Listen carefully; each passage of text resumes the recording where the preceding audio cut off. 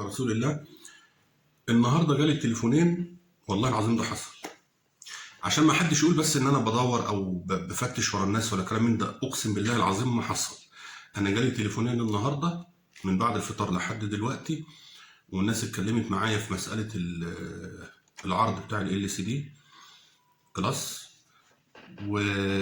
وقال لك اطلع وضح للناس الصوره كويس عشان الناس اللي بتشتري تبقى داخله تشتري وهي على بينه. فالله المستعان. بصوا يا جماعه، صلوا على النبي. انت النهارده بتتكلم في بير، والله العظيم انا لسه داخل الثانيه ديت من بره. بص يا سيدي، انت بتتكلم النهارده في بير 200 فدان اعماق، دي حاجه كويسه. تمام. طاقه شمسيه 220، دي حاجه برضو كويسه. تمام. بالطبع الطاقه الشمسيه زي ما احنا عارفين مش هتكفي الارض. هنقول دلوقتي الطاقه الشمسيه هتبقى كام فدان بالظبط في ال 200 فدان دول. يبقى هتروي الجاز، دي حاجه مش كويسه خالص. نصيحه مني، لو هتشتري ارض بتروي بجاز ما تشتريش احسن. وارجعوا للفيديوهات بتاعتي في المساله دي.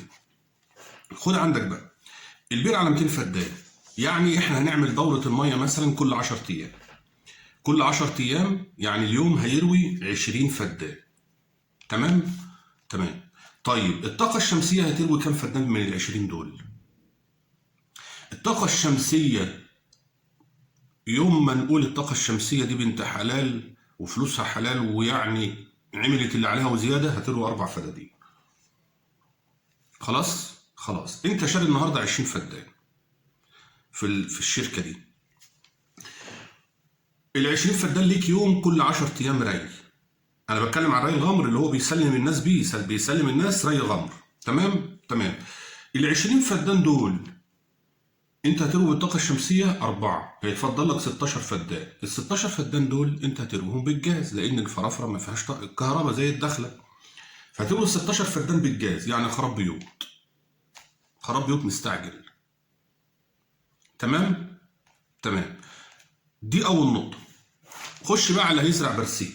حضرتك هتزرع برسيم حجازي، تمام، زي ما بيتقالك. البرسيم الحجازي هيتروي كل 10 ايام. في الشتاء ماشي، في الشتاء هتروي كل 15 يوم. تمام. بس البرسيم الحجازي مكمل معاك في الصيف. البرسيم الحجازي صيف وشتاء قاعد معاك طول السنه. طب انت النهارده في الصيف، انا بتكلم كلام واضح قدام الفرافراويه كلهم وقدام اهل الوادي كلهم. الفيديوهات اللي بيسمعها اهل الوادي قبل الناس الغرب. البرسيم الحجازي لو اتروى في الصيف على 10 ايام هيبقى شكله ايه ونظامه ايه؟ البرسيم بالطبع مش هيموت، بس هل هيديك انتاج؟ والله ما حصل. ليه؟ لان البرسيم الحجازي على ما يجي ال10 ايام، على ما يعدي ال10 ايام هيكون نشف اصلا. مش نشف، مات، هيبقى عطش. طب الزرعه عطشانه وكل ريه هتبقى عطشانه، هتديك؟ بالطبع احنا كفلاحين كلنا متفقين ان الزرعه لو عطشت وتراوت واتعطشت وتراوت وعطشت وتراوت مفيش انتاج اصلا، مش هتديك انتاج. يعني الفدان ده لو بياخد حقه في الري وهيديك طن، هيديك 600 كيلو، هيديك 700 كيلو يا عم. ده لو حصل. لو ما حصلش اسوأ من كده. تمام. طب احنا هنقول ان احنا هنخلي دورة المية على 7 ايام عشان ندي للبرسيم حقه في الصيف. 7 ايام ديت يعني كام؟ 200 على 7 فيها الكام؟ فيها 30، هيبقى 210 30، يعني هو يبقى فيها مثلا 29 فدان. طب بير مين اللي هيبقى حصته 29 فدان في اليوم؟ ري غامر. بصوا يا جماعه،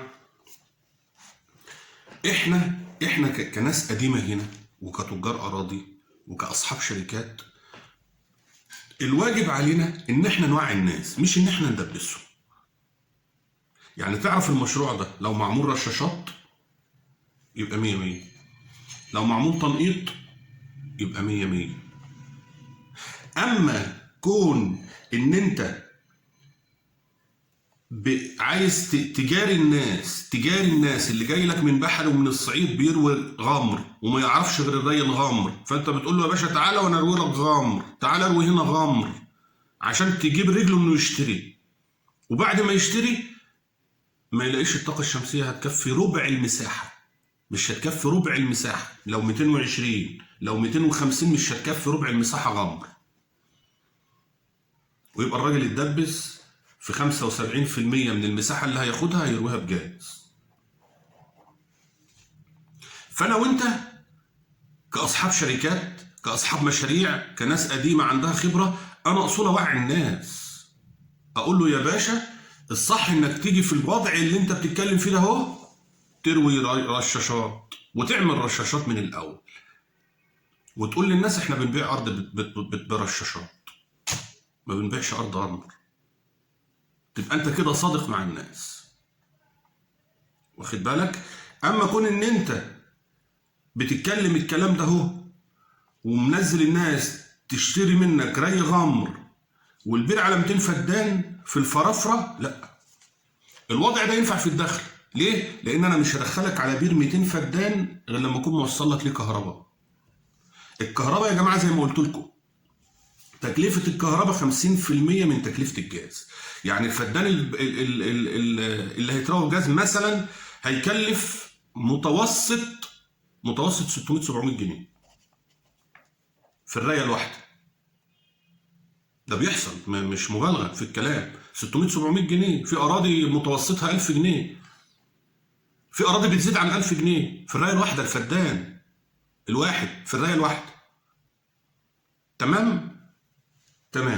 اما لو كهرباء حط يا باشا 300 جنيه للفدان في الرايه الواحده. ده غير بقى، انا مش عايز اعيد واكرر في الكلام تاني، بس المشكله ان التكرار بيعلم الشطار. ده غير حته الاعطال. لو انت زارع زرعه حلوه كده ومحترمه والمولد ولع، بتحصل كتير جدا. حتى لو شغال بالليل ما بيعطلش، بيعطل وبيحصل له اعطال، وممكن يعوز عمره وهو شغال بالليل. ليه؟ لان المساحه كبيره، المساحه كبيره. فهتبص تلاقي المولد عشان يقوم بمساحه زي ديت هيشتغل له اقل حاجه كل يوم 10 ساعات. ماشي. حصلت كتير بقى. يعني انا واحد صاحبي مثلا ساب اخوه الصغير للمولد وراح مشوار، ولا سابه يوم يروي ولا يومين يروي. الشاب صغير ومحترم وجميل وعشرة على عشرة، وما حطش ميه للمولد. المولد ولد، وعلى ما خده ونزل اسيوط وعمل وسوى وخلى الزرع اللي في الارض باظ. واخدين بالكم؟ بس فخدوا بالكم من الموضوع ده كويس جدا، لان انا متاكد ان صاحب الشركه مش هيقول لك الكلام اللي انا بقول لك عليه ده. المشروع ده هيبقى كويس لو ري رشاشات او ري تنقيط. غير كده لا. ري غمر مع جاز لا، او الف لا. وانا كنت لما احكي لكم في فيديو قبل كده على الحته دي قلت لكم لو لقيته مركب، قايل لك انا مركب طاقه 500 كيلو، قول له انا هروي كام فدان بالطاقه دي. انت اشتريت منه 10 فدادين، قول له انا هروي كام فدان بالطاقه دي. بس ربنا يصلح حالنا وحالكم يا رب. واوراق الشركه طبعا انا ما اعرفهاش وما اطلعتش عليها وما اعرفش هي نظامها ايه، ما اعرفش نظام الشركه ايه.